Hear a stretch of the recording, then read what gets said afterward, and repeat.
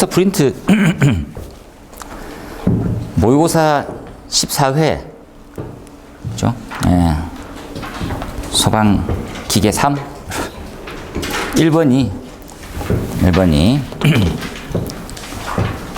가마밸브 방식 중에서 직동식과 파이로트에 대해서 한번 설명해라.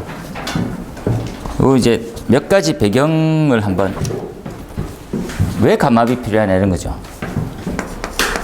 이제 감압이라고 하는 것들은 이제 과압 때문이지.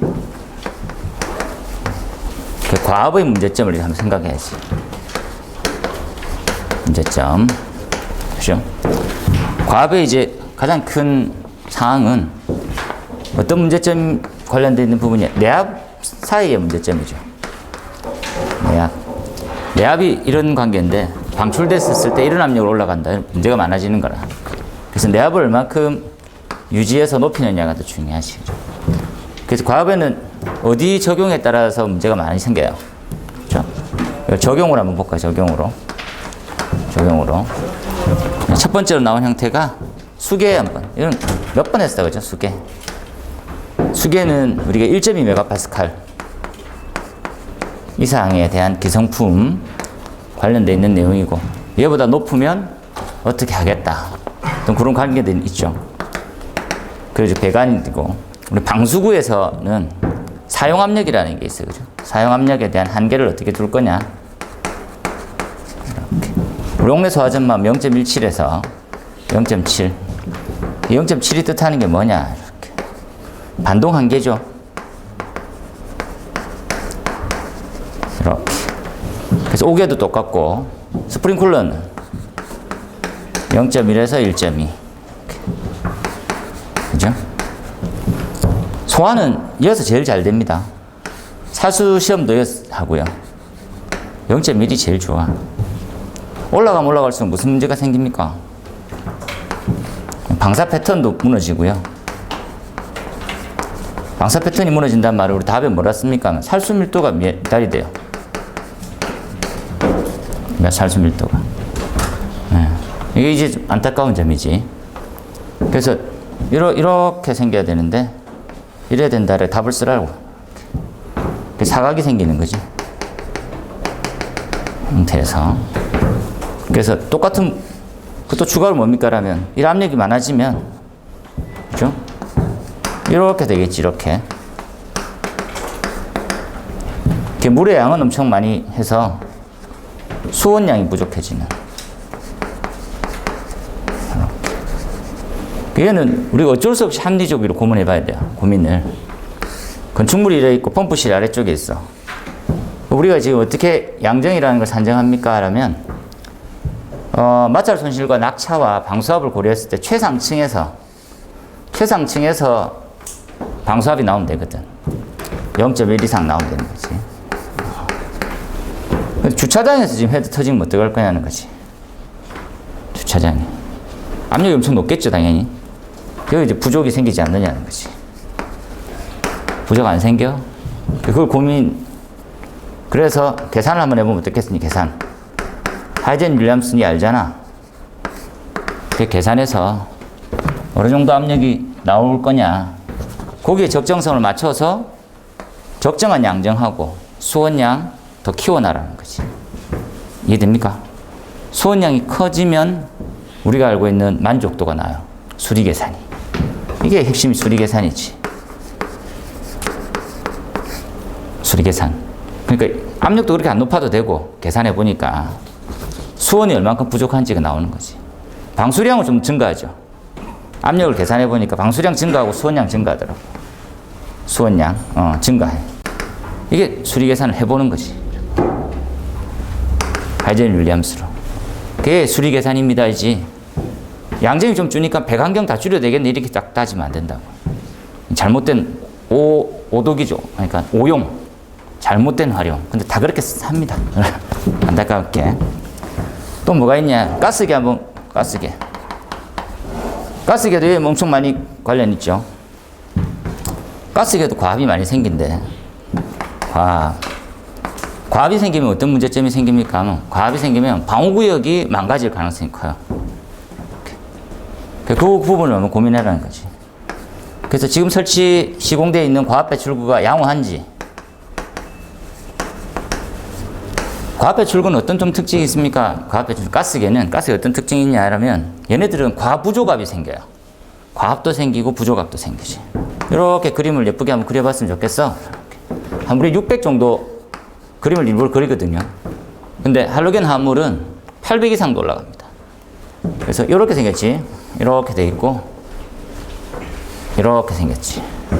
그림을. 그러니까 부조갑, CO2 부조갑, 부합이 생기니까 안 해도 되겠지 이러는데 실제 방출됐을 때 부합이 많이 생겨서 이렇게 쫙 그렇게 생겼어요. 고민하라고. 답은 뭡니까? 배출구를 유효하게 얼만큼 몇 파스칼에 나오게 되느냐가 중요하지. 이게 이제 뭡니까 하면 내력이에요, 내력. 되겠습니까? 앞 상승을 줄이기 위해서 면적을 넓혀가지고 힘을 덜 받게 한다는 뜻이지. 엄청 간단하지, 엄청. 그죠? 재현 한번 가볼까요, 재현? 재현. 이렇게, 재현. 재현은, 원천적으로, 재현은 과합을 못 잡는 메커니즘으로 짜여 있습니다. 지금 현 시공이. 과합의 사각이지. 사각지대. 그래서 이 대안이 우리가 현재 쓰고 있는 플랫 단파. 시공하자는 거야, 이 과합이 발생될 수 있는 것들도 한번 보자는 거지. 재현의 메커니즘은, 우리 풍량이랑, 그죠? 전압에 대한 관계가 굉장히 중요하거든. 요 관련해서 너 다시 한번 고민 좀 해줄래? 요 어느 덩어리로 묶여있는 거냐? 손실이에요, 손실. 이 손실을 다시 한번 덕트만 따지지 말고, 팬 주변도 한번 따져볼래? 팬 주변에도 손실이 엄청 많이 발생해. 그걸 많이 고려하지 않으면 원활한 유효한 이게 풍량이 안 나가게 되는 거지. 그걸 한번 따져보니까 우리는 그걸 답을 시스템 이펙트라고 하더라고. 이펙트. 많이 따져보라는 거지. 좀 더 증가할 수도 있고 감소할 수도 있겠죠. 우리는 지금 계산이 좀 약간 과잉에 가깝습니다. 과잉에. 그래서 과한 거는 빼주고 부족한 거. 지금 현재는 뭐 쓰고 있었냐? 자동으로 뭐 되는 거 쓰고 있었어요. 자동 차압 과압 조정. 차압 과압 조절형 단파. 이게 안 되더라는 거지, 이렇게. 재현을 몇 개 잡을 거예요. 누기도 잡고, 과압도 잡고, 풍량도 보고, 팬 선정도 보고, 이렇게 다양하지. 이렇게 보는 거지. 그 다음에 일반 우리 팬 탱크에서 가연성이 있는 가연성 가스의 탱크. 탱크 때도 발생돼요. 가연성 가스. 얘네들은 내압 전에, 이게 내압 한계입니다. 이해를 해야 되는 게 용기의 내압. 용기. 그 내압 전에 이 압력이 이렇죠. 이게 이제 안전, 유효한 압이라고 생각하면 되지. 유효한 범위. 어서 오십시오. 이 부분에서 터져야 되는 게 안전 밸브 같은 게 있지. 좀 더 내릴까요? 이렇게. 첫 번째. 여기는 벤트가 필요하고요. 벤팅. 그냥 빼주는 거. 그 다음 안전 밸브가 필요하고. 좀 더 높은 압이 발생되면 얘는 용기를 부셔서라도 압력을 배출시키는 게 파열판 같은 게 필요해요. 파열판. 그래서 끝까지 견디는 거지. 한번 이해해 보세요, 이렇게. 과압은 엄청 무서워. 과압은. 전체를 한번 다 정리를 하면 좋겠어요. 벤트하고 이런 것부터. 파열판이 동판입니까? 아니요. 용기랑 똑같은데 건축적 구조를 약하게 만든 범위예요. 예. 그래서 뭐 이렇게 생겼으면 상부로 되겠다, 그죠? 개방이 되게. 그래서 이렇게 겉으로 보면 잘 모릅니다. 이렇게 사이드 있으니까. 압력이 확 올라가면 팡! 여기로 치솟죠. 수평의 팽창이 훨씬 더 많은 문제점을 야기하니까 이렇게. 다시 수계로 돌아오자는 거지. 수계로 돌아와가지고 니는 감압을 어떤 식으로 하냐, 그렇게. 감압 시스템을. 요거는 이제 여러 가지가 있다, 그죠? 감압은 건축물에 따라 가지고 많이 바뀌겠죠. 건축물이 이렇게 있었을 때 한 4가지를 그리면 저층 펌프, 고층 펌프를 따로 두면 되겠죠. 이렇게 그죠? 아니면 고가수조 방식일 때 어떻게 할 거냐? 고가수조일 때는 펌프로 보통 가는 구간을 먼저 정하고요. 이렇게. 그 다음에 수조 낙차부로 해서 가는 구간을 정하겠지. 이렇게. 더 가압이 되면 우리가 감압 밸브를 써서 나가게 만들 거고. 엄청 간단합니다. 엄청. 그죠? 그 펌프 고장나면 어떻게 할 거냐? 바이패스는 해줘요. 바이패스. 펠세이프 개념이지. 요 밑장으로 이렇게 밸브를 하나 달아가지고. 또 어떤 방식이 또 효과적이냐? 그죠? 펌프 하나 넣고, 요 중계 펌프 하나 써가지고, 맞아 올리는 거지. 많이 쓰죠, 많이. 그죠? 아니면 방식은 똑같은데, 펌프 하나 쓰고 감압 밸브를 2개 쓰는 경우도 있죠. 펌프 한 대는 쓰고요. 감압 밸브에서 보내고, 또 감압 밸브에서 보내고. 이렇게. 방식이 다양하게 있습니다. 이런 게.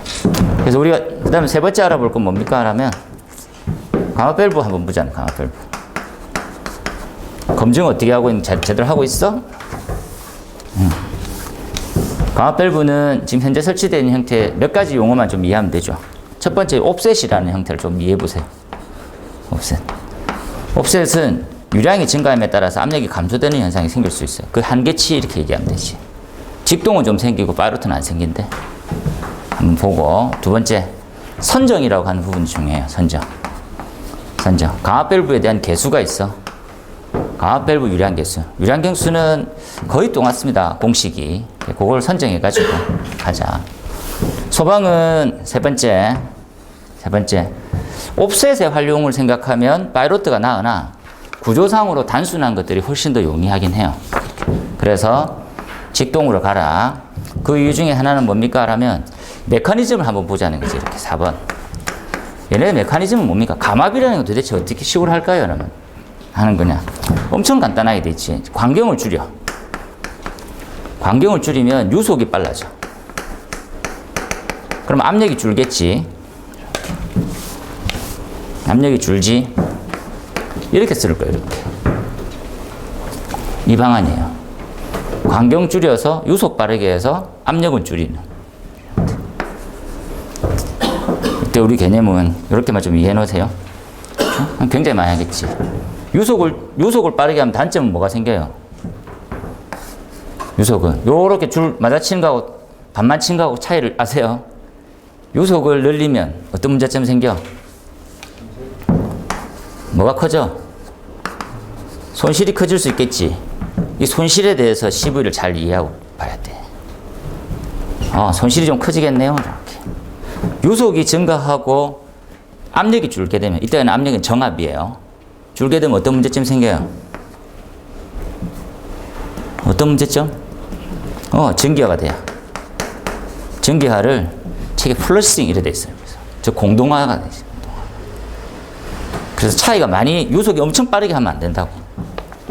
적정선을 찾아야 되는 거지. 그런 의미로 좀 보라는 거지. 되겠죠?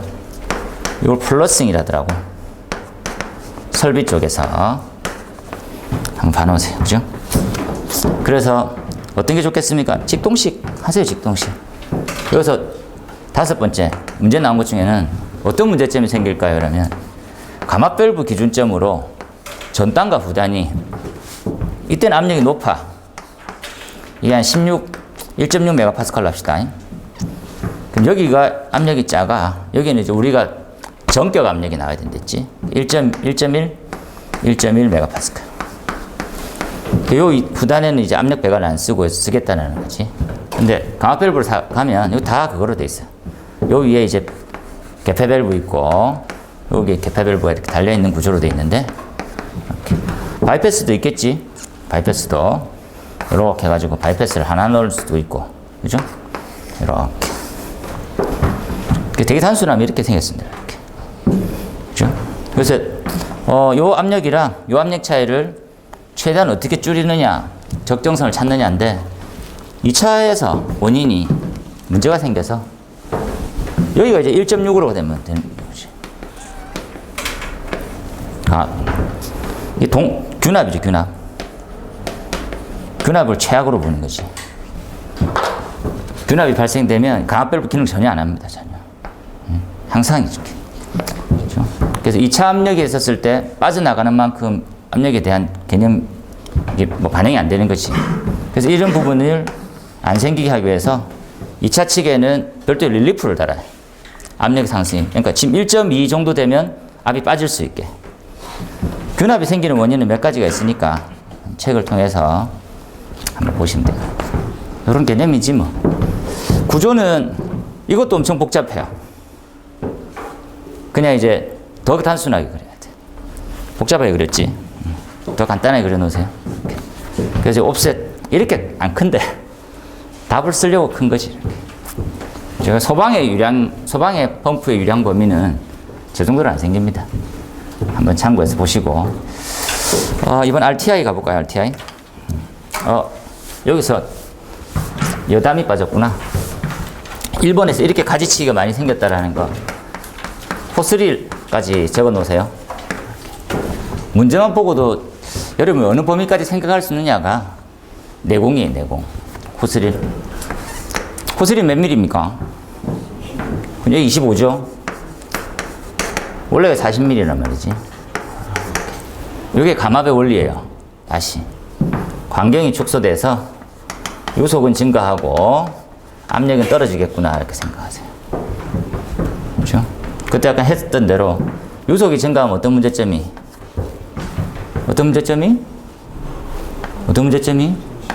손실이 증가됐어. 손실이 왜 증가합니까? 이렇게 보는 거지. 이렇게 증가하겠지? 보입니까? 많이 증가하겠는데? 그 개념은 어떤 차이는, 아니, 이렇게 압력이 떨어지는데 물은 제대로 나갑니까? 이런 이상한 말을 하더라고. 소방이 모르는 사람은 그런 말 충분히 할 수 있는 거지. 그죠? 아니, 압력이 떨어지는데 물은 제대로 나가냐? 왜? 이게 공식만 이렇게 생각하거든. 이렇게. 이거 아니가, 이렇게. 이거죠, 개념이. 위아래가, 예. 같지? 맞습니까? 같아요.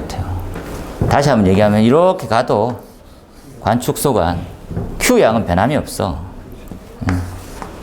방사되는 양은 똑같다고. 그러니까 걱정 안 해도 된다고. 압력이 줄어드는 만큼 물도 줄어들고 불도 덜 꺼지는 게 아니니까 그렇게 하지 마라. 그 속에 뭐가 들어있는지 생각하세요. 내공이 연속 방정식이지. 이건 질량 보존이니까 밀도가 미친 듯이 변하지 않는, 물은 밀도가 거의 변하지 않잖아요.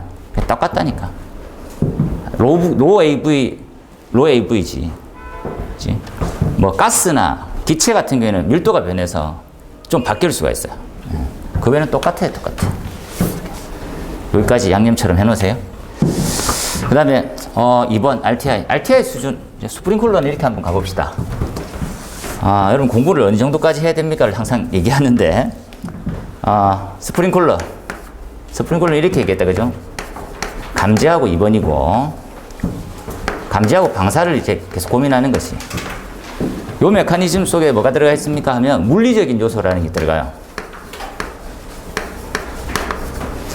유효하게 방사 밀도를, 살수 밀도를 만들어내기 위해서 어떠한 물리적 요소가 들어갑니까? 얘는 선택사항인데, 기본은 이제 RTI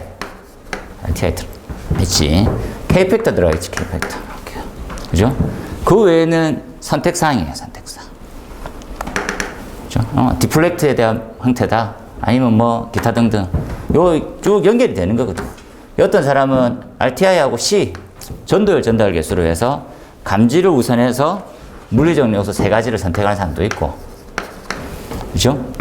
압력을 선택해가지고 다양하게 하시는 분도 있어요. 그러니까 그런 부분들은 선택으로 보라고. 다시, 이 말하고자 하는 게 뭡니까? 유효한 방사. 살수 밀도가 나오고 싶어. 살수 밀도는 메다 제곱당 LPM이거든요. 이렇게. 어떻게 하면 얘가 만족되겠냐는 거지. 잘 한번 생각해 보면. 그러면 우리가 들어봤던 것 중에서 이런 그림도 있었어. 이런 그림. 맞습니까? 뭐 ADD라는 것도 있고 RDD라는 것도 있고 시간의 영향도 많이 받는다라는 거지. 화재 발생의 시간이 지날수록 네가 쏟아낼 수 있는 물하고 필요한 물의 양이 점차 바뀌는 거예요. 이게 이제 요구되지. 이게 이제 실제로 가능한 거. 실제 얼만큼 살수되냐? 이렇게 따지겠지. 핵심은 얘예요, 항상. 우리는 살수 밀도를 어떤 시각으로 봅니까? 라면 용도와 수평거리로 했었지. 다시 우리나라 같은 경우에는 용도 선정, 용도를 통해서 10개, 20개, 30개로 선정하고 수평거리로 봐. 수평거리 2.1에서 이렇게 뭐 있지? 3.2까지 뭐 1.7도 있지만 이거 빼고 NFPA는 계산을 통해 가지고 NFPA는 등급으로 따져. 이 등급 속에 뭐가 있습니까? 등급 속에는 밀도와 면적이 같이 존재하죠. 이해됩니까? 밀도하고 면적이 같이 존재. 이렇게 같이 존재해. 이렇게. 얘 두 개를 곱해가지고 정리를 하지. 그렇죠? 한번 보세요. 이렇게. 감지하고 방사의 큰 관점이에요. 감지. 이렇게. 감지는 첫 번째 온도라고 얘기했어. 온도가 제일 중요해. 헤드는 표시 온도를 제일 중요하게 봐야 돼요. 표시 온도가 동작이에요, 동작. 이렇게 봤지. 그 온도 되면 다 터질 거야. 근데 시험 방법이 약간 조금 좀 문제가 있긴 했었다, 이런 거지. 두 번째, 주거용이라고 하는 것들은 조기의 개방이라는 개념이 이제 생기는 거지. 야, 왜 조기가 필요하냐?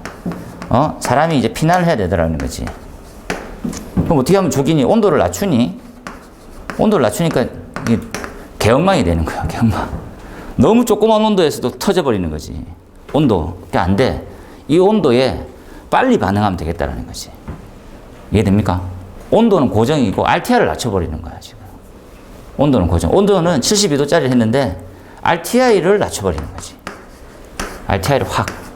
그러니까 같은 온도인데도 빨리 터져주는 거지. 이해되죠? 이때 온도는 화재가 발생했었을 때 도달될 것 같은 예상 온도예요. 이렇게. 그 온도를 낮추면 안 돼. 그러면 오동작이 너무 많이 생겨. 그래서 똑같은 온도에 반응을 굉장히 빨리 하게 하고 싶다는 거지. 이렇게. 그래서 이 RTI라는 개념이 생겼죠. RTI. 근데 이 시험 문제 지금 어디까지 나왔습니까? 이렇게 봐야 되지. 야, 왜 그렇게 되느냐, 왜? 원리는 뭐니? 이걸 봐. 프린트물에 나눠줬지, 프린트물에. 프린트물 이렇게 들고 왔죠? 프린트물. 시간당 감열체 온도는 이렇게. 한번 적어볼까, 온도는? 이렇게 따질 거야, 이렇게. 주어진 연료소, 그죠? 지가 가지고 있는 로스하고 똑같아요. 이렇게. 우리가 어디서 배웠습니까? 연료속 주면 지가 가진 마이너스적인 성질들이 있겠지. 그래서 온도가 시간당 얼마큼 상승되는지 볼 거야. 얘가 다시 생각하세요. 동작 시간이고요. 얘가 온도예요. 동작 온도.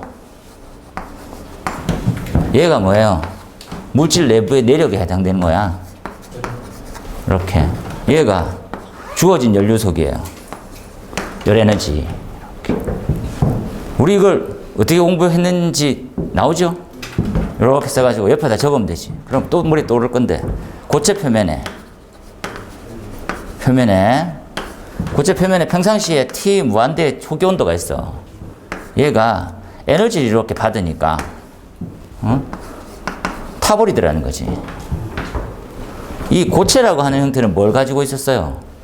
로시에를 가지고 있다니까, 이렇게. 그 관계식을 따져줘. 이렇게. 맞습니까? 나오죠? 요 시간. 관계식을 보라고. 시간과 연료속을 곱하니까 어떤 관계가 되느냐는 것들을 보라고. 엄청 중요해. 다시 한번 해볼까요? 이렇게. 어떻게 생겼어, 공식이? 결론부터 얘기하면 실력이 잘 안 늘어. 이렇게 돼 있죠? 이렇게. 마이너스적인 요소는요, 대충 한번 해보세요. 어떻게? 로시엘이고, 예? T에, 델타 T는 무한대, 얘 빼기 A지. 잘 이해하세요, 이거. TIG 빼기 T 무한대. 이렇게. 저렇게 생겼어, 저렇게. 맞습니까? 이게 중요해, 이게. 헤드는 뭐 다르나, 헤드는 똑같지. 그죠? K가 1이기 때문에 없는 거예요. 똑같아. 굉장히 얇거든. 이게 달아, 이게. 얘 이제 야, 연료속은 뭐만 들어가니 한번 보자는 거지. 나 전도, 대류 다, 복사 다 들어갈 줄 알았는데, 대류는 너무 작고, 복사는 신경도 안 써도 돼. 그치? 그래서 야, 뭐만 들어가니? 아, 이거는 전도에 대한 것만 들어가요. 전도 너무 작고, 대류만 들어가요. 대류만 넣을게요, 이렇게. 그거 나와 있지? 대류 전도보다 훨씬 크거든. 그래서 넣으면 HA 공식을 통해서 똑같이 적고 MC. 그렇죠? 온도가 얼만큼 해서 얼만큼 상승돼서 T 가스는 감지기 온도하고 이렇게 돼 있지. 이걸 한번 보니까 얘 상수를 그냥 이제 타우라고 하는 상수를 두겠다라는 거예요. 타우는 물질이 가지고 있는 형태에서 물질의 내력과 주어진 열에 대한 비율 같은 걸 얘기하는 거지. 이해되겠죠? 얘가 이제 뒤집어져 있는 모양이지. 예. 어서 오십시오. 이렇게. 그래서 얘를 뒤집으면 이렇게 생겼지. 이렇게. 그죠? 야, 타우, 뭐 이런 개념도 있더라는 거지. RTI는 타우, 루트 U가 있어. 타우를 뭘로 이렇게 루트 U, RTI를 둘 수 있대. 타우분의 1은요. RTI분의 루트 U네. 걔를 집어넣은 거야. 그럼 뭐가 RTI 루트 U 델타 T 되겠지요? 요 다음 시기 동작 시간 해도 개방 시간 그런 것들 써야지. 수준이 지금 여기까지 나왔어요. 여기까지. 뭐 이 RTI 이런 거 외우고 있으면 맨날 불합격되는 거지. RTI는 대답 못하는 사람이 없어. 그만큼 자신감은 많은데 시험엔 안 나오지. 문제가 크지. 중요해요. 이렇게 딱 흐름 다 이해하고 쓰는 거. 계산 문제도까지 나왔어요, 지금. 그래서, 헤드에 대한 감시는 우리가 이제 과거는 뭐만 외웠습니까? 하면 온도, RTI, C, ISO에 대한 분류, 여기까지가 과거 스타일이에요. 이해됩니까? 다 외워왔어. 이거 뭐 들사들 다 알고 있어. 누구든지 알고 있지. 요거 이제 해야 될 시기가 된 거지. 이렇게 해서 밑에 있는 비교표 딱. 이거 잘 해놨죠? 기본 개념하고 뭐하고 비례하냐? 요 공식 딱. 손실 없을 게 이렇게 하고 있을 때 공식 하나 딱. 이거는 딱 좋지. 되겠습니까? 요거죠, 요거. 잘 이해해서 보세요. 자, 답이 잘 돼 있으니까 답이 너무 잘 돼 있어. 한번 보세요, 그죠? 거기까지 봅시다. 방사는 아직 꺼내지도 않았지. 방사는 또 있죠, 그림. 그래서 헤드는 감지가 훨씬 더 중요해요. 그래서 스프링클러는 감지의 영역이. 어떻게 하면 이 감지를 어떻게 고민할까? 이렇게. 그 응용 버전으로 가면 되겠지. 방사의 응용 버전은 살수 장애가 나와요. 이때 살수 장애는 감지의 장애하고 좀 별개입니다. 좀 다르지. 그렇죠? 살수 밀도가 안 나오는 여러 가지 장애가 있겠지. 그렇죠? 이렇게 한번 따라 적어볼까요? 3번. 다음 문제 이렇게 해서. 스프링클러는 이렇게 이해하면 됩니다. 가장 이상적인 소화 설비에 가깝지. 원래 스프링클러는 수계죠. 습식이지, 습식. 이제 이상적이에요. 이상적이란 말은 신뢰도도 엄청 높다는 거지. 신뢰도 엄청 높다는 말은 정기적인 게 없단 말이에요. 이해됩니까? 정기적이 없는 거지. 정기적인 건 피치 못할 사정이라는 말이에요. 그죠? 도저히 안 돼. 왜? 헤드보다 감지가 동작이 더 빠르니까 그거에 연동을 시켜야 돼. 그래도 정기적으로 갈수록 신뢰도는 떨어져요. 저는 유도등하고 유도표지를 잠시 얘기했다, 그죠? 피난 안정성만 생각하면 등인데, 신뢰도를 생각하면 표지지요. 이렇게 생겼었지. 이상적이란 말은 기계적이란 말이야. 펌프가 돌고 뭐 이런 메커니즘을 떠나서 물이 있으면 헤드라는 놈이 있고 터지면 바로 물 쏟아져.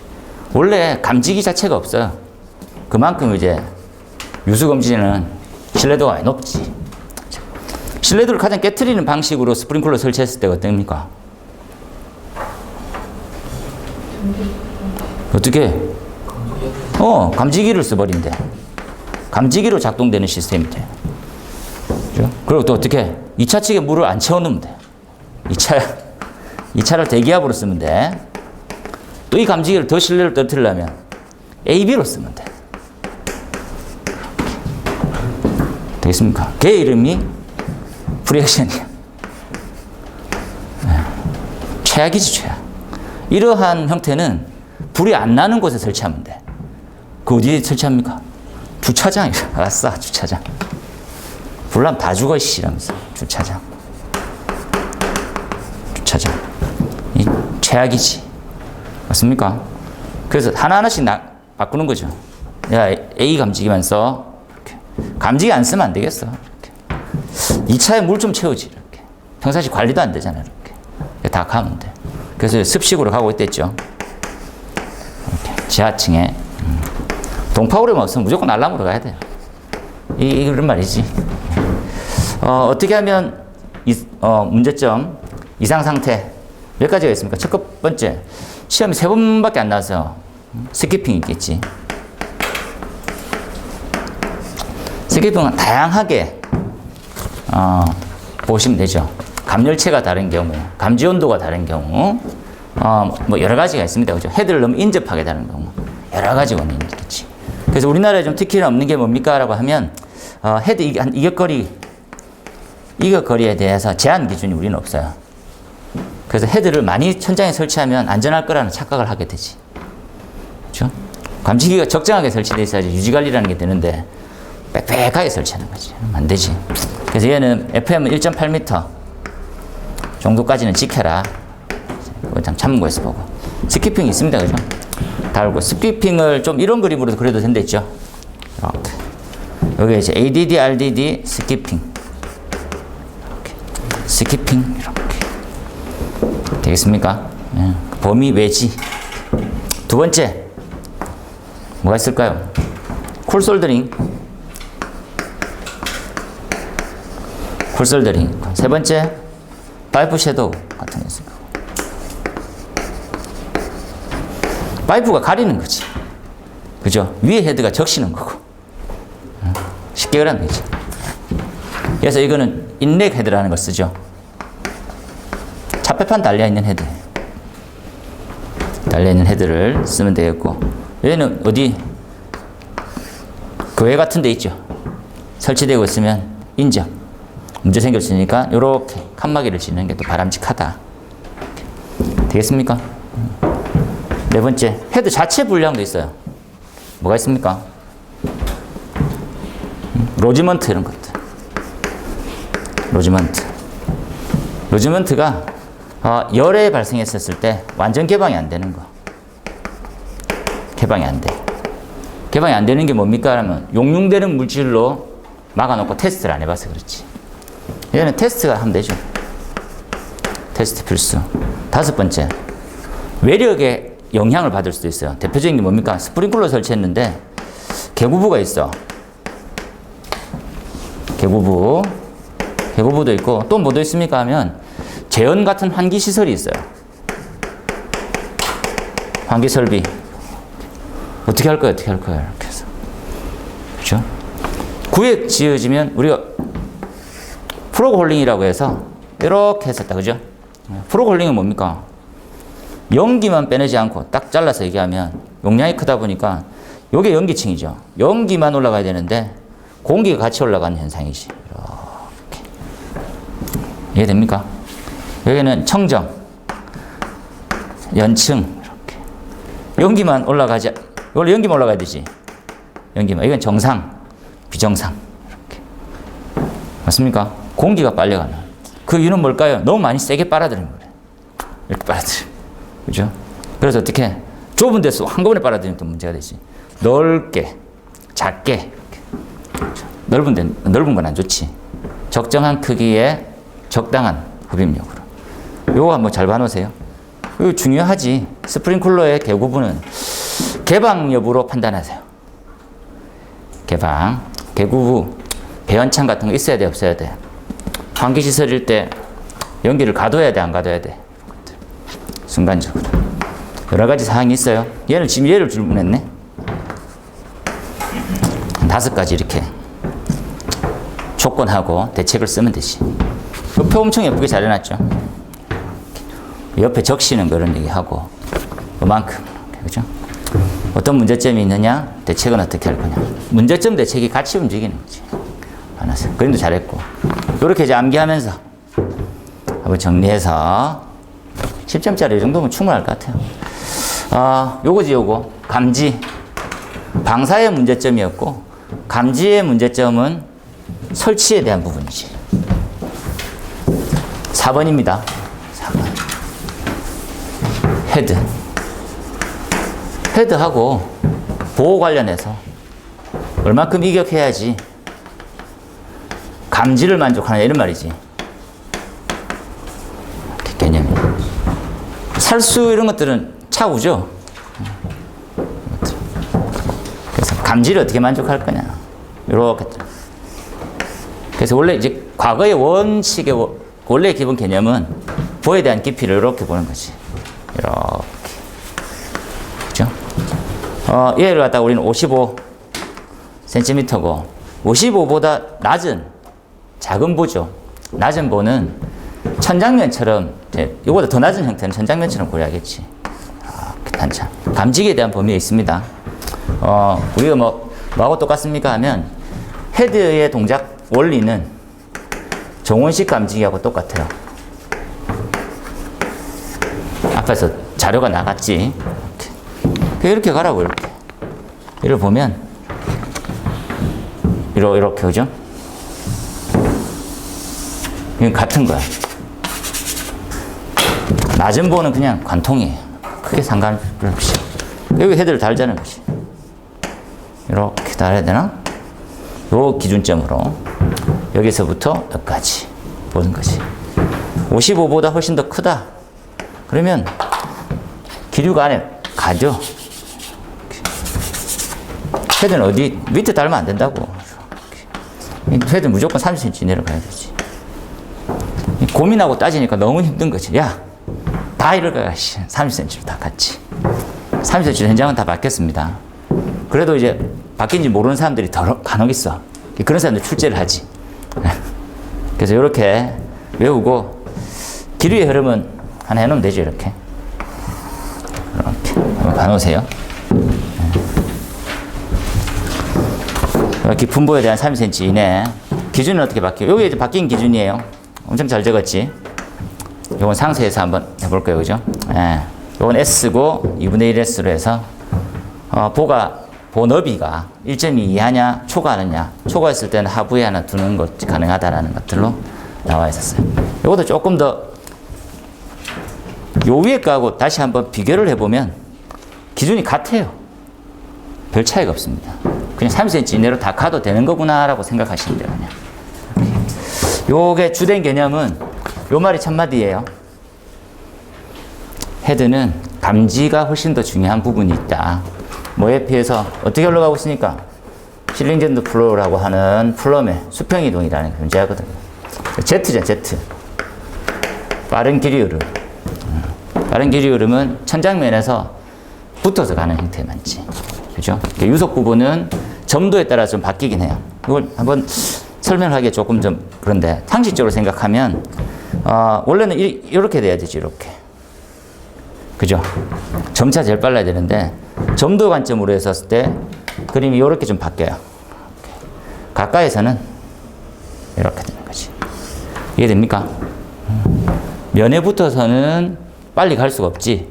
그래서 그보다 약간 떨어진 형태에서 가장 빠른 흐름을 유지하고 있어요. 온도도 천장면이 제일 높여서 위로 붙여야 되지, 최대한. 속도도 제일 빨라요.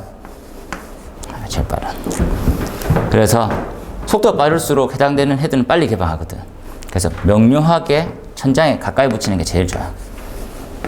바로 기본 이해지. 그렇게 한번 보면 되겠고, 그죠? 그리고 요 한계, 그죠? 온도도 이렇죠. 네, 온도도 되겠습니까? 요 온도, 뜨거운 면에서 가장 먼 거. 그래서 헤드가 요 30cm 이내가 한 10% 정도 되죠. 데이터치로 보면 실험치니까. 그래서 요거보다 떨어뜨리면 개방을 제대로 안 하는 거지. 천장면에 붙이는 게 제일 좋습니다. 이렇게 한번 봐놓으세요. 이렇게. 그렇죠? 그 다음 나오는 미분무. 2번은 한 4번 나왔고 3번 스키프는 117에 118에 2번 나왔고 그렇습니다. 요게 미분무 검증 과정이네요. 미분무. 미분무는 이렇게 봅시다. 그죠? 원래 스프링클러 이 배경 다 알고 있지만 이렇게 한번 비교하면 돼요. 스프링클러 물 분무, 그렇죠? 그다음 나오는 미분무. 이렇게 보는 거지. 그렇죠?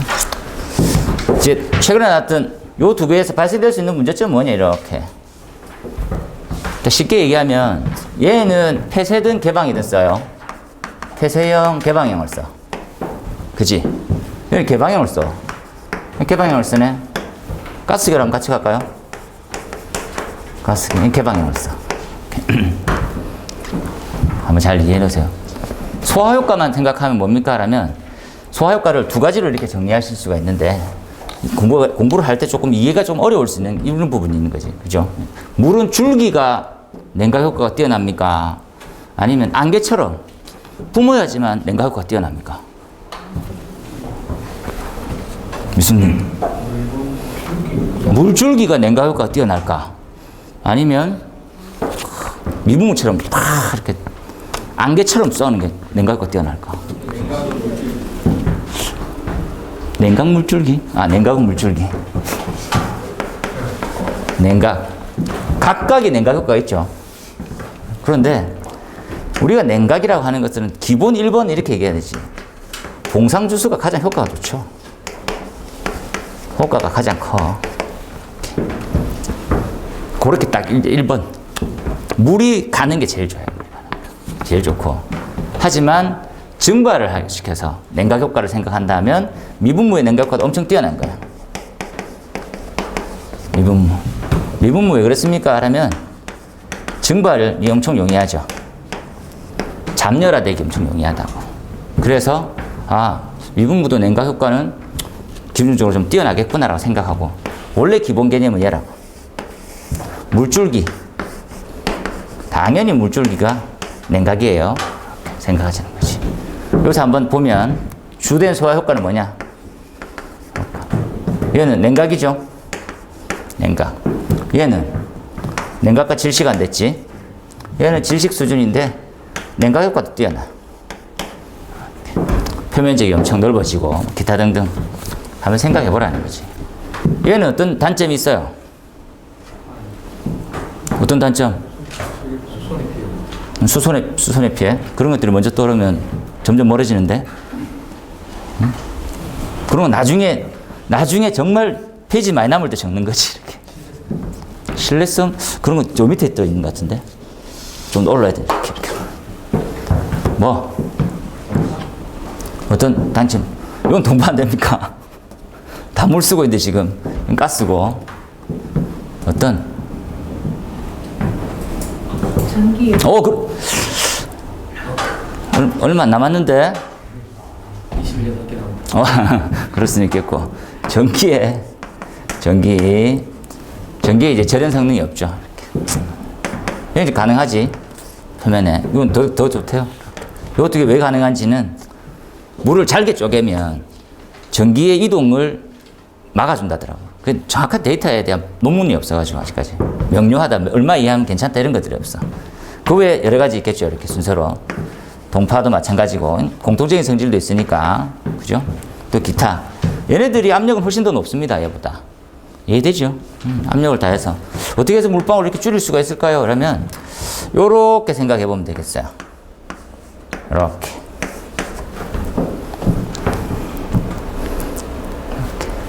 요걸 이제 수업 시간에 모르겠으면 수업 시간에 이렇게 한번 얘기하면 되겠지. 그죠? 물 분무에 기타 등등 단점도 엄청 많이 있는데 지금 뭐가 좀 제일 뜨고 있습니까? 예, 많이 뜨고 있어요. 여기 지난번 계산 문제 나왔어요. 유입 변압기에 얼마큼 써야 되냐 이렇게 이런 게 나왔어. 얘 엄청 많아요. 얘네들은 미분무가 소화 효과가 냉각도 되고 질식도 돼서 엄청 효과. 가스기에 대비하면 어느 정도 좀 괜찮습니까? 필요 약재량 비라는 게 있어요. 들어봤습니까? 필요 약재량. 이 불을 끄려고 하면 뭐 프로판 뭐 1g 뭐 10g을 끄려고 하면 얼만큼의 약재가 필요해 이런 게 있어요.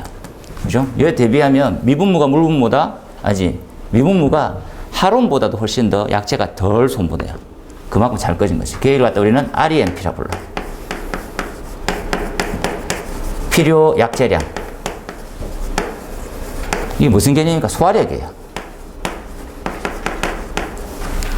미분무가 가스계보다 훨씬 더 효과 좋아. 한번 정리해 놓으세요. 그럼 이 미분무를 그러면 엄청 활성화시켜서 잘 쓰면 되겠어. 여러 가지 조건이 있겠지. 뭐가 가장 큰 문제점입니까? 얘는 검증이 약해. 꺼지는지 안 꺼지는지를 알 수가 없어. 아직까지. 잘 꺼진다라는 얘기 들었는데 이 환경에 꺼져, 저 환경에 꺼져를 못 믿는 거야. 그래서 얘는 얘네들은 경험에 의해서 검증이 됐거든. 얘는 안 돼. 얘는 원래 경험에 의해서 검증은 어디냐? 밀폐 공간에만 됐거든. 그 외에는 못 믿는 거라. 그래서 이거 안 돼. 일반 설계도서도 제출하고 특별한 네 환경에 맞는 설계도서를 또다시 제출해. 그리고 시험 데이터를 가져와 이렇게 얘기했어. 그죠? 그래서 지금 얘는 터널에 지금 적용하려고 얘기하고 있어요. 터널. 엄청나죠? 터널 개방 공간 아닙니까? 터널에도 불이 엄청 잘 꺼지더라고. 얘네들 두 개는 잘 못 믿어서 첨가제를 보통 넣는 경우가 많아요. 첨가제. 강하게 걸러. 이렇게. 그렇죠?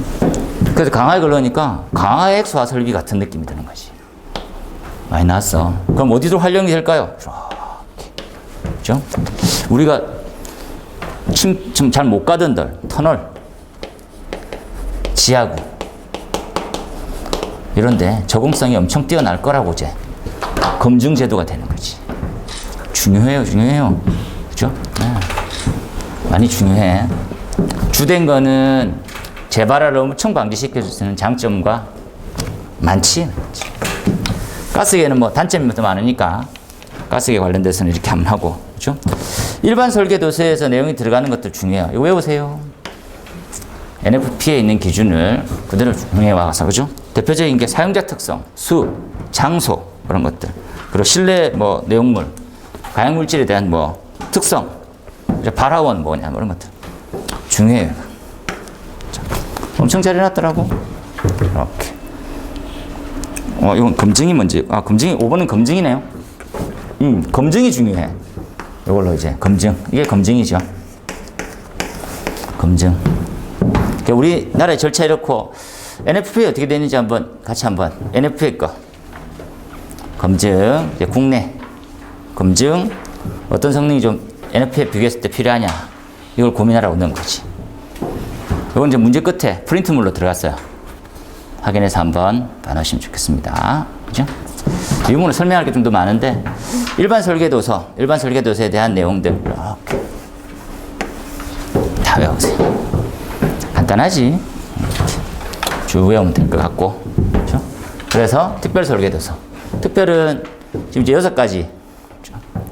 화재 발생 장소에서 상황이 어떻게 되는 것들에서 적용시키는 거냐. 저기 맞춰가지고 넣으시면 될 것 같아요. 111회 때 나왔던 문제죠. 6번은. 그리고 5번은 한 번도 안 나왔어요. 준비하시고 하시면 되겠고. 이렇게 설계도서 때 일반 설계는 뭐 필요하고 고려사항들, 그죠?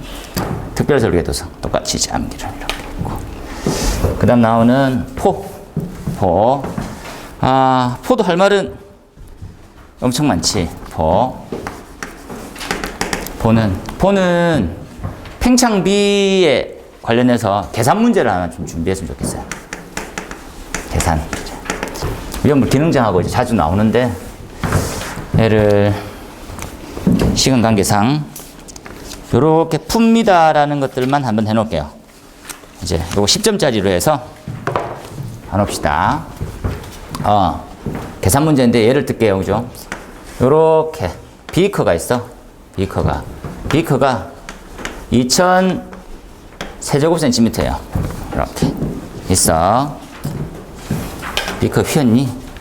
비커.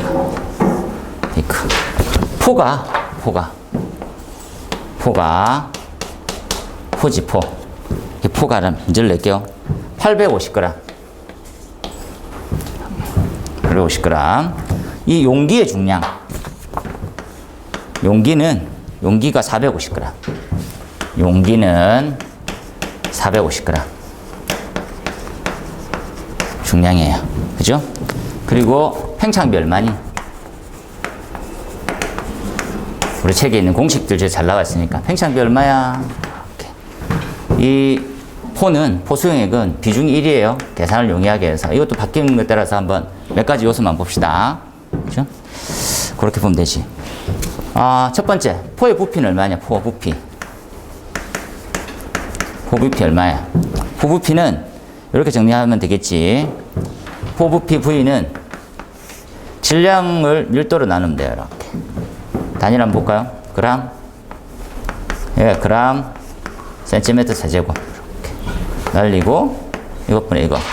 그래서, 센티미터 세제곱. 이렇게 나오지. 그래서 포에 대한 양이, 이거 뺐죠? 얘는 뭡니까? 요걸 잘 이해를 잘 해야 돼. 요때 요 부분들은 포지, 얘는 포고. 포수용. 죄송해요. 요 문제를 잘못 냈지. 먼저 구하는 거는 포수용액을 구해야 되거든. 용액. 얘가 포거든. 그래서 발포를 하니까 850g이 찬 거지. 그럼 포수용액은 얼만큼이었냐 보는 거지. 포수용액. 그죠? 그래서 요 빼기 얘를 하면 돼. 이해됩니까? 요 빼기 얘를 하면 뭐가 남죠? 400에 밀도 1. 밀도 비중 1이라고 해서 400이 돼. 400이. 이제 계산 문제를 풀기 위해서 한번 생각하자는 거지. 비중이 1이면 1인 거야. 여기 까먹지 마. 만약에 약자가 비중이 1.3이야. 그럼 1.3을 나눠주라고. 몇 가지 자꾸 바꾸죠, 변수를. 그걸 미리 체크해 놓으라고. 그래서 400 세제곱미터 나왔어. 그죠? 두 번째. 팽창비. 팽창비는 전체가 다 2000이죠. 2000에 대한 용기를 가지고 있지. 최적이 용기가. 그때 400을 나누면 팽창비가 5배죠. 요거 한번 두어 번 보시면 되겠어요. 네. 용기 최적. 그죠? 포 팽창비가 뭡니까? 라면 수용액분의 포지. 포의 양. 엄청 간단하게 말하지. 되겠지요? 그래서 그리고 또 특이사항이, 요 계산 문제는 이렇게 하나 반복해서 어떤 개념인지 이렇게 보고, 우리 포 종류는 4가지를 쓰죠. 담백포, 합성계면 활성제포, 불화담백포, 그리고 수성막포. 나머지는 뭐 없어? 뭐가 없습니까? 유리 표면에 스케이트처럼 얇은 얼음층 같은 게 생겨. 얼음층이 아니고 물층이 생겨. 그걸 갖다 우리는 수성막이 생긴다 했어. 이해되죠? 나머지 포는 안 생겨. 근데 얘는 수성막은 얇은 유리 표면에 굉장히 얇은 물의 막이 생겨요. 이렇게. 그래서 포가 엄청 잘 이동될 수 있어. 유동성 짱 이렇게. 유동성이 가장 좋지. 그럼 몇 가지 특징만 보면 되지. 담백포의 특징은 뭡니까? 담백포는 뼈, 깃털, 이런 데서 나왔어. 동물한 데서 나왔지. 얘네들은 내열성장. 포의 내열성이 좋다 보니까 뭐가 잘 발생하지 않습니까? 라고 생각하면 포가 엄청 오랫동안 견딜 수 있어. 단점은 얘를 오래 못 써. 썩어. 이해됩니까? 얘 한 2년 쓰면 썩어버려. 이렇게. 관리가 엄청 중요하지. 내열성 좋은 게 엄청 필요한 겁니다. 그렇죠? 포의 주된 효과는 뭐냐? 원래부터 설명 안 했네. 이런 역순이네요. 이게 질식이지. 유류에 불이 붙었어. 불이 이렇게 붙어서 포를 뿜었네. 덮어야 돼, 지금. 맞습니까? 이 포가 이겨내야 성능은 뭡니까? 그러면 내열성. 눈에 보이죠? 내열성. 이 기름하고 안 섞여야지만 포에 대한 상태를 유지 잘하겠지. 내유성. 맞습니까? 얘가 유리 표면을 잘 이동해야 되겠지. 점도 높으면 작살나. 못 움직여. 맞습니까? 유동성. 독성 없어야 되겠지. 환경 영양성. 많이 필요한 것이. 됐나요? 담백포는 내열성이 짱이야. 그런데 저장 기간이 최악이지. 이렇게. 되겠습니까? 포는 어떤 식으로 하는 게 좋겠어? 라면 이렇게 막 덮어야 되는 게 있지. 엄청나게 팽창했다 그죠? 고팽창포. 이렇게. 표면 위를 덮을 정도의 수준이다. 저팽창포. 그렇게 생각해. 됐습니까? 포 동영상 봤죠? 비누 거품물 정도 수준이지 거품이 막 그렇지 않아요. 자꾸 착각하는 거지. 이렇게. 합성 계면 활성 제품만 특이하게 저팽창과 고팽창을 같이 쓸 수 있어요. 다시 얘기하면 합성 계면을 활성시킨단 말은 다시 우리 원리 했었다 그죠? 물이라는 놈은 남하고 섞여 안 섞여? 안 섞여. 얘는 응집력이 엄청난 놈이거든. 얘는 남한테 붙지도 않아. 그럼 어떻게 하면 얘가 남하고 좀 붙을까 생각했던 게 계면을 활성시키는 약재를 넣으면 돼. 이해되죠? 그 약재를 집어넣은 형태가 계면 활성제 포를 생각하면 되지. 포약재에다가 이렇게. 불화당복포는 섞여 있죠. 예, 담백포에 합성 계면 활성제 포 같은 성질을 더 집어넣은 거지. 이렇게. 좋지. 처음에 딱 껴놓고 얘기하면 합성 계면 활성제 포는 고팽창포가 가능한 유일한. 담백포는 내열성이 엄청 뛰어나. 수성막포는 엄청 유동성도 뛰어나고 소화약제 성능은 좋지만 뭐가 제일 많이 떨어지냐? 내열성이 떨어져. 용기에서 얘는 불을 잘 못 꺼. 그래서 고려있는 웅덩이 같은 그런 형태에 의한 진압으로 많이 썼지. 얘네들이 공통적으로 가지는 것들은 뭡니까? 그럼 독성이 있어. 환경 영양성. 그래서 친환경포로 가야 돼요. 친환경으로 가는 걸 한번 생각하고. 얘가 내열성이 약하면 어떤 단점이 생깁니까? 라면 용기가 바깥쪽에 화염이 몰리게 되는 현상이 생겨요. 그걸 갖다 뭐라고 유식하게 불렀어? 응? 뭐라고 불렀어요? 응? 링파이어라고 보통 부르는데 파이어링이라고 하니까 색다르네. 이렇게 포를 통계단을 통해 넣어요. 이렇게.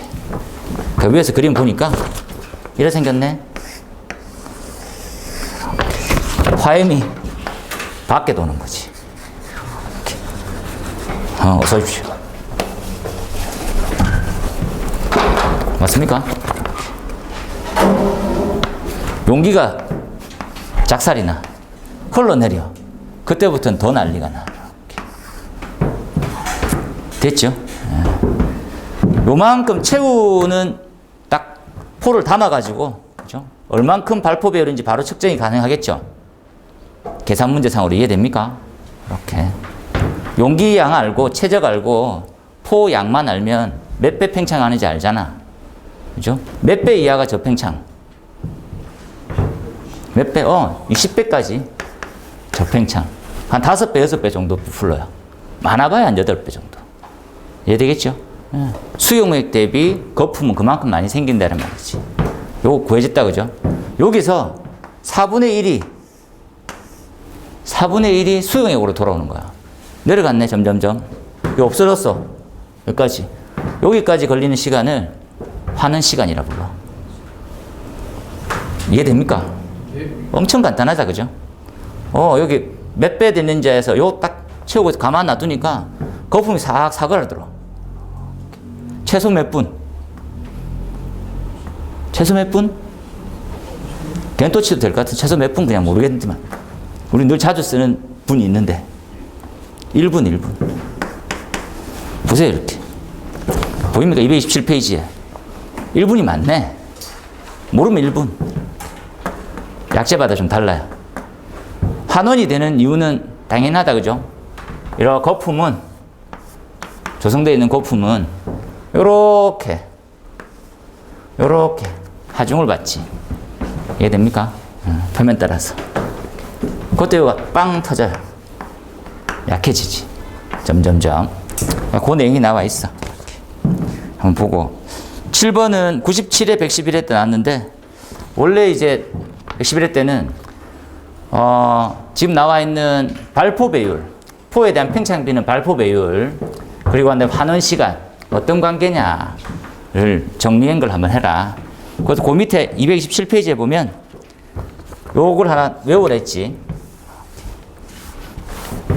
자, 발포 배율이 높을수록, 발포 배율이 높으면 환원 시간도 길어지고, 이렇게.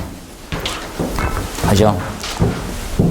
이렇게 해서, 그리고 포가 안정적이고, 내유성도 커지고, 이런 게 있더라는 것이. 하지만 뭐가 반대로 됩니까? 라면, 유동성이 저하되고, 그리고 유동성이 저하되는 만큼 소화시간이 오래 걸려요. 소화시간이 굉장히 길어져. 되겠습니까? 그래서 빠른 소화를 예측하기 힘들어지는 거지. 장점은 뭐? 발포가 많다는 말은 포가 엄청 조밀하게 생긴단 말이에요. 이해해 놓으세요. 이거를 기본 개념을 어떻게 이해합니까? 라면 거품이 커지는 거하고 상관없어. 이해되죠? 발포 배율이 커진다는 말은 무슨 말입니까? 라고 하면 우리가 비누 거품 대신에 무스가 된다고 생각하면 돼. 무스 이해되죠? 제일만 썼나? 무스로 되는 거. 거품이 발포 배율이 높다는 말은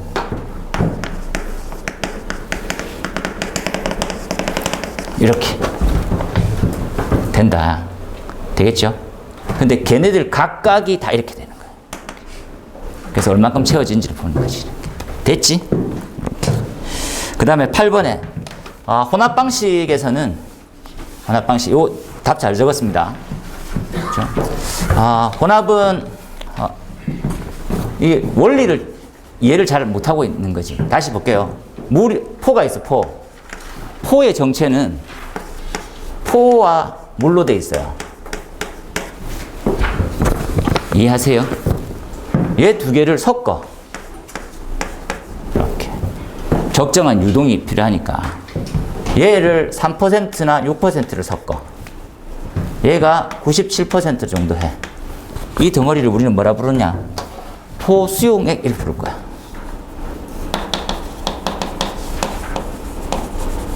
이해되죠? 포는 원액이라는 게, 원액은 다 수분이 있는 거거든. 원액. 요거는 포원액이라 불러야 되죠? 포원액 3%를 섞는 게 필요하지. 이렇게. 여기서 요 말이 더 중요하지. 포수용액. 3% 적정하게 섞으면 쭉 가서 방출구에다가, 방출구 요렇게 세워볼게요. 예쁘게. 요렇게 할게요, 이렇게. 해서 포가 콱콱콱콱콱 나와. 뭐가 빨리 들어가는? 공기.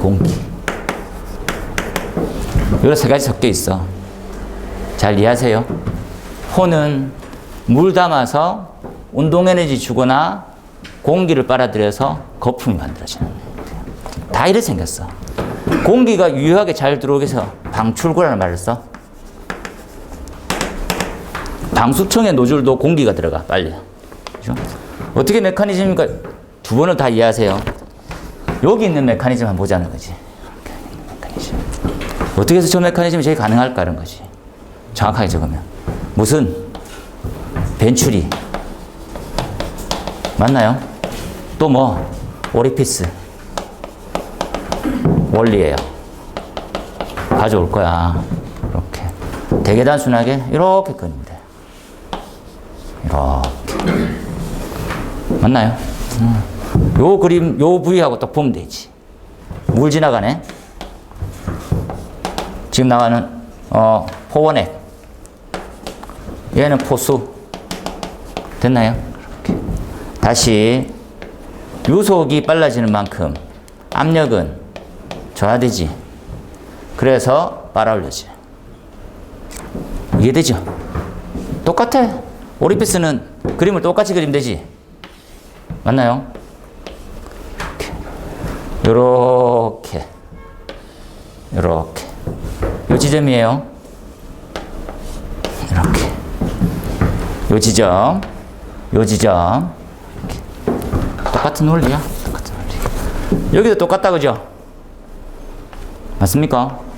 왜 포가 방출되는데 거품이 안 튀어나와? 이런 거 똑같아. 이해되나요? 가면 빨려 들어와. 제일 뒷방한 사람이 차 문 열고 운전하고 갔는 때, 그죠? 태 뱉으면 얼굴이 탁. 뭐야, 씨. 이러면서. 가지 생각하면 돼. 그죠? 잘 안 봐. 요거, 원리 똑같아요. 여기서 중요한 건 이런 거지. 그러면, 물이 흘러갈 때 3%가 들어오는 요 라인이구나, 이렇게. 위에서 들어올 거예요. 그러면 자, 이게 질문이지. 3% 나오면, 여기서 우리가 나오는 원활한 거품이 나와. 거품이라는 게 뭡니까? 라면 소화를 얘기해. 이해되죠? 3%만 잘 섞어지면 불 꺼질 거래. 근데 3%가 잘 들어오니? 이렇게 보는 거지. 그죠? 혼합기에 따라서 네 가지 방식을 썼어. 과거 라인. 두 번째, 펌프. 세 번째, 프레저. 네 번째, 펌프, 약재도 펌프 있으면 좋겠다. 펌프를 같이 쓴 프레저. 프레저. 이렇게. 맞습니까? 원리가 다 똑같아. 네 가지. 얘네들이 가장 이상적으로 3% 나오면 제일 좋은 거지. 미흡하대. 그래서 어떻게 물 나가는 양하고 딱 맞춰갖고 포 한 번씩 나오게 만들면 되겠냐는 거지. 그래서 개선하자. 이렇게. 이거 갖다 우리는 뭐라고? 정량폼이라고 부를 거야. 정량폼. 이렇게 불러. 정량폼. 되겠습니까? 아니, 나는 지금 여기에다 운동 에너지를 줬으면 좋겠다. 그죠? 그냥 호소하지 말고, 막 힘들 세게 밀든지, 여기다가 그냥 일반적으로 CO2를 넣어도 되고, 질소를 넣어도, 포가 엄청 많이 만들어지겠죠?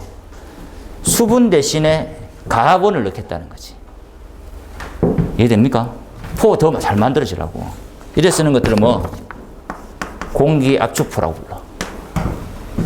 공기압축포 질소 써. 그렇죠? 또 뭐? 우리가 하는 SEF. 어디 들어가는지를 잘 봐. 중요하죠? 이렇게. 정량포는 사건, 사고가 많이 커져가지고 한번 중요해요. 이 3% 나오는 것들이 가능한지를 한번 잘 보는 거지. 기존하고 비교했었을 때 어떻게 나오는지. 그림 잘 그렸죠? 이렇게 답을 예쁘게 쓰면 됩니다. 그죠? 이렇게. 지금 현장에서 제일 많이 쓰고 있는 거 얘예요. 프레스 사이드 프로포셔널을 제일 많이 쓰고 있어요. 우리 압송, 압입이라서 다이어프램이 있으면 압송, 없으면 압입 이렇게 쓰지. 압입은 뭐 약재 용기를 뒤집었다가 빼내는 거예요. 물이 들어가가지고 뒤집으면서 한 번밖에 못 쓰는. 한번 봐놓으세요. 뭐 잘 찍었으면 단톡에 올리세요 이렇게 얘기했는데 아무도 안 올려서 못 보는 사람 있지. 가스계. 가스계 좀 할 말이 좀 긴데, 가스계는 간단하게만 합시다. 그죠? 우리가 CO2를 이렇게 얘기를 하는 형태하고 똑같지. 21%의 O2를 15로 낮추고 싶어. 요 가장 기본 조건은 완전 밀폐를 얘기해요. 완전 밀폐. 완전 밀폐 아니면 이제 의미가 없지. 새어나가고 이런 것들은 계산이 안 되는 거지. 그러니까 CO2는 왜 완전 밀폐 공식을 이용합니까? 왜? CO2 계산할 때 왜 완전 밀폐를 계산하냐고. 네? 지금 마스크 꼈다고 지금 자기 안 들리는 것처럼 이렇게 뒷사람이 얘기하는 척 하면서 고개를 돌리시는 분이 가끔 있어. 이렇게. 다시 한번 해볼게요, 순서대로. CO2를 째려 집어넣으면 21이 15로 낮춰져요. 이 개념을 우리는 소화라고 불렀었고, 연소 속도는 0에서 5g/s 메다 제곱이 된댔어. 개념이. 연소가 멈춰요. 더 이상 안 타지. CO2를 몇 퍼센트 집어넣으면? 28%예요. 요 두 관계를 정리한 식이 있지. 식이 요 식이지. 21이다, 그죠? 21. 이렇게 된댔지? 이렇게. 됐어, 그죠? 여기다가 이제 15 집어넣으면 28이 들어가는 거지. 이거 내가 못 믿는죠? 못 믿는 이유는 한 5가지 답은 써야 돼요. 안전율을 써야 되는 이유, 설계 농도, 재발화 방지, 누설 확인, 그리고 뭐 방사 미흡 먹기타 등등 이렇게 해서 5개 꼭 써줘야 돼요.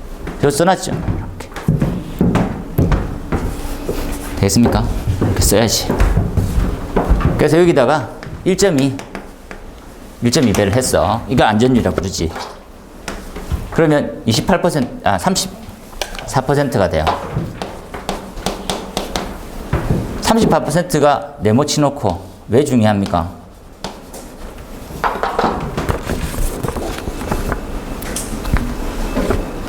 왜 중요한지 들어가야 되는데. 응? 요거 하면 얼마 정도 돼요? O2가 13.8 정도 된댔어요. 됐습니까? 안전율 적용시킨 거. 얘를 뭐라 부릅니까? 라고 하면 최소 설계 농도라 불러요. 다시 한번 역산으로 이해를 하세요. 이거. 밀폐 공간에 누설이 하나도 없는 것을 가정해서 내부에 있는 산소를 15% 이하로 떨어뜨리고 싶을 때 최소한 얼만큼 필요하냐. 이 약제를 밀폐로 기준해서 산정하는 가장 큰 이유는 뭡니까 하면 요 형태가 최소한의 어떠한 환경에서도 저녁이면 34%를 이하로 떨어지면 안 돼. 무조건 34%. 무조건. 이해됩니까? 밀폐를 가정해서 13.8% 안전율을 지금 적용했던 34%를 딱 계산해서 맞춰놔야 돼. 이게 가장 중요해요. 그 다음에는 뭘 고민합니까? 누설을 고민하면 돼. 누설을 고민해서도 최소한이 필요한 게 얼마로? 34%. 이해됩니까? 이제 누설 되겠지? 누설 되면 얘 내부에 34를 유지하려고 하면 뭐 해줘야 돼요? 플러스 알파 해주면 돼. 우리가 마지노선을 구하기 위해서 밀폐해서 양을 찾는 거야. 무조건. 34%보다 내려가면 불이 무조건 안 꺼져. 이해됩니까? 그 양을 찾기 위해서 밀폐해서 실험을 했어. 이렇게. 이제 모든 형태는 누설만 고려하면 34% 플러스 알파가 되는 거지. 이 개념을 잘 이해하세요? 자, 누설량이 커져. 약제량도 같이 커져. 이해됩니까? 누설량이 더 커져버리면 약제가 안 꺼지는 양이 나와. 그 퍼센트를 플러스 5%까지만 했어. 가산량으로. CO2는. 그래서 우리 얘 구한 개념이 제일 중요해요. CO2는 최대 설계 농도가 있어요, 없어요? 없다니까. 그 없는 가장 큰 이유가 여기까지는 무조건 어떤 환경에서 맞춰주라는 거지. 그 양을 찾기 위해서 우리가 완전 밀폐를 가정해서 양을 찾은 거예요. 이해됩니까? 그 다음에 이제 화살표 하면 뭐 우리가 누설량이 많아지면 약재량도 증가해요. 이해되죠? 이 말, 무슨 말인지? 약재량 증가해요. 어떤 문제가 생겨? 약재량이 많아지면 어떤 문제가 생겨요? 과합이 생겨. 과농이 생겨. 이해되나요? 그래서 여기에 대한 제한이 또 걸려. 중요하다, 그죠? 잘 보세요. 안전율에 대한 핵심은 요거 하고 어떻게 해야 될 겁니까? 한번 보면 되겠고. 그 다음 나오는 안전율 적용에 대한 고려. 잘했죠? 신부일 때 어떻게 해? 이렇게. 문제, P가 없어졌더라고. P를. 요렇게만 좀 이해하면 됩니다. 요거 간단하게만 설명하고 좀 마칠 테니까. 가스계. 가스계는 4개의 파가 있죠, 4개 파. 근데 크게 두 가지는 요런 파가 있어요. 고농도를 장시간 해야 되는 파가 있고요. 얘네들의 핵심은 질식이에요. 이렇게. 저농도를 단시간에 꺼진 애들이 있어. 얘네들은 부촉매호가야. 부촉매가 가능한 약재는 일가이온하고 몇 개 없어. 우리가 제일 많이 쓰고 있는 것은 7쪽 할로겐 원소를 써. 7쪽. 그렇죠? 7쪽의 가장 큰 단점은 뭡니까? 하면 지구에 대한 환경을 오염시켜. 환경 영향성이 최악이 돼. 되겠습니까? 7쪽을 이렇게 쓰지. 플로르 염소하고 우리 취소하고 지금 요오드하고 이렇게 써. 한번 잘 봐놓으세요. 얘네들을 한번 이렇게 정리를 하고 나니까 기본 내용 이런 내용이 나오는 거지. 이렇게 화살표를 해서. 그렇죠? 얘네들은 어떠한 문제점이 생기냐? 어디까지 써야 돼? 이렇게. 얘는 저산소 상태까지만 쓰면 돼. 저산소. 저산소는 산소가 15% 미만일 때 가능성. 그거까지만 보면 돼. 그렇죠? 얘네들은 뭘 쓰면 됩니까? 열분에 대한 생성물들에 대한 피해까지만 생각하면 돼. 열분에 대한 독성. 이렇게 나와. 요렇게가 라디칼을 만나면 요렇게 나오는 거지. 써볼게요, 이렇게. 이렇게. 되겠죠? 이런 것들 고민하면 돼. 그래서 그러면 어느 정도까지 하는 게 좋겠습니까?에 대한 가정. 얘는 최소한 소화 농도를 고민해서 알았어. 얘는 어떻게 됩니까? 기본 개념 이런 거지. 우리가 농도가 높을수록 소화는 용이하다. 맞죠? 절대 까먹지 말아요. 무조건 약재는 많이 들어가는 게 좋아. 맞습니까? 많이 들어가면 죽으니까 어디까지 넣으려고 보는 거지. 그러니까 우리가 과거를 어떻게 했냐? 이 농도는 두 가지가 있어요. 소화 농도하고 우리가 설계 농도라는 게 있고, 소화가 아닌 예방의 관점으로 불활성화 개념이 있어. 두 가지를 이렇게 변경을 해. 소화가 잘 된다고 했었는데 사람이 죽는, 사람이 죽어. 그럼 선택해야지. 어떻게 하는 게 좋겠냐. 그래서 첫 번째, 과거는 개한테 실험을 해. 개한테 아드레날린을 주사해. 그죠? 에프네프린 뭐 이런 거 쓰죠? 예. 하면 심장에 무리를 가게 만들어줘. 개가. 과잉. 원래 자연개한테 개는 할로겐을 주면요, 그냥 해독을 시켜, 자기가. 심장에 무리 잘 안 가. 그러니까 가혹한 조건을 해서 플러스 약을 줘. 약을 주사. 이게 아드레날린이에요. 심장의 박동이 엄청 빨리 만들어. 그러면 흡입하면 개가 죽어. 야, 개가 죽네. 이 얘기를 하자. 개가 언제 죽대? 노아엘에 개가 쓰러지더라. 응? 최대. 알지? 노아엘까지 정상이더라. 그 다음에 노아엘이 있어. 얘 개가 죽어. 죽어나가는 거지. 그러면 개가 죽지 않는 정도까지만 쓰는 걸로 하자. 이렇게 갔어. 얘를 이제 결정. 같이. 이게 노아엘과 로아엘의 개념이지. 사람하고 관계는 있어요, 없어요? 사람 관계. 관계 없어. 개가 죽으니까 사람은 죽겠지 싶어서 안 하는 거야. 응? 그죠? 우리 여기서 뭘만 할 수 있습니까? 농도만 알아. 야, 이건 이 개념 뭡니까? 농도. 아, 위험하네, 농도. 됐습니까? 과학이 발전했어. 두 번째. 야, 농도만 가지고 되겠어? 사람 몸에 뭐가 남니? 사람 몸에 그 농도가 혈액 내에 얼만큼 남는지를 찾고 싶은 거야. 현재. 그게 바로 PBPK. 이게 뭡니까? 생물학적 약물 동태학 뭐 이런 말 써. 그 이거 뭐야? 우리가 식품영양학과 제일 많이 한댔죠. 우리가 이제 독 있는 거 한번 딱 먹으면 몸에서 쫙 퍼져서 혈관 내에 혈중 농도가 얼만큼 올라. 혈중 농도란 말 들어봤죠? 걔가 얘야.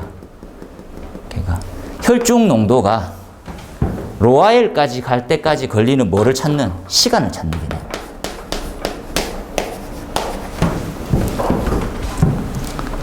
이해됩니까? 시간을 찾아서 시간에 대한 제한을 두자는 거지. 야, 5분 이내에 정리 끝내. 탈출해야 돼. 그 농도면. 야, 농도 가진 거 있지? 농도, 로아엘까지 봤을 때, 로아엘이 혈중, 몸 속에 있는 혈중까지가 어느 정도 유지되는지. 이 개념을 이렇게 쉽게 이해하면 됩니다. 이렇게 해서. 시간에 따라서 약제가 있으면 몸은 희석을 시켜. 이렇게 돼요. 되겠습니까? 그리고 누적량은 이렇게 돼. 이렇게. 몸이 해독을 하는 거지. 그게 어디까지 가능해? 라는 것들을 짜준다. 중요해요. 그죠? 그래서 4개만 지금 만들어내 있어요. 4개. 하지만 이런 것도 중요하지. 야, 시간은 정했지만 시간만 정한다고 안전하단 말은 아무도 보장을 못하는 거지. 이해됩니까? 보장을 못하니까 뭐. 야, PBPK 적용시킬 때 안전장치 무조건 해. 죽어. PBPK라고 안 죽는 게 아니지. PBPK가 이 정도 되니까 설치는 가능한데 걱정되니까 안전장치 넣어라. 이 개념 2개 중요해요. 어떤 의미에서는 진하지. 노아엘과 로아엘. 심장에 영향이 없는 발생되는 채소. 얘를 지금 과거에 있는 기준 어디 할로겐하고 일반적인 형태는 얘를 갖다 우리는 최대 설계 농도라 불러요. 우리 지금 법에. 되겠습니까? 요거 농도 이상 못 올라가. PBPK 데이터가 있으면 PBPK 데이터치를 최대 설계 농도로 봐요. 되겠지요? 여기까지만 그렇게 가볍게 봅시다. PBPK에 나있는 요 4가지만 생각하세요. 여기 밑에는 양념처럼 이렇게 대한 설명만 잘해주면 될 것 같아요. 그 다음에 아이고 시간 많이 됐네. 큰일 났네. 지금 25점짜리의 핵심은 인터락. 그렇죠? 1번은 인터록은 NFP에서 이제 3가지로 분류하죠. 예, none, single, double. 이렇게. 얘는 또는 오와 감지기 또는 해당되는 헤드의 개방으로. 얘는 감지기 개방. 얘는 엔드로. 감지기도 동작되고 헤드도 동작돼야 돼. 설치 환경과 국내화 기준. 그리고 하나만 더 적어 놓으세요. 이게 빠졌으면 안 돼. 조건. 지연에 관련되어 있는 제한 조건이 있어요. 이거 빠지면 좋은 답이 아니라고 자책점 하세요. 우리 올려져 있는 답에서. 그렇지. 국내는 무분별하게 얘만 쓰고 있다. 그리고 더불어서 뭐 2차에 확인이 불가능하다. 2차 측 확인이 불가능하지. 왜 대기업으로 해놓으니까 2차가 헤드가 터졌는지 모르지 아무도 몰라. 맞습니까? 그런데 외국은 2차 측에 채워두고 있거든요. 알게 돼. 무슨 말 이해되죠? 정일님 이해 안 되는 책에서 내가 한 번 더 묻고 있는 중인데. 다시 밸브. 우리의 프랙션의 특징은요. 물. 2차 측은 대기압, 국내. NFPA는요.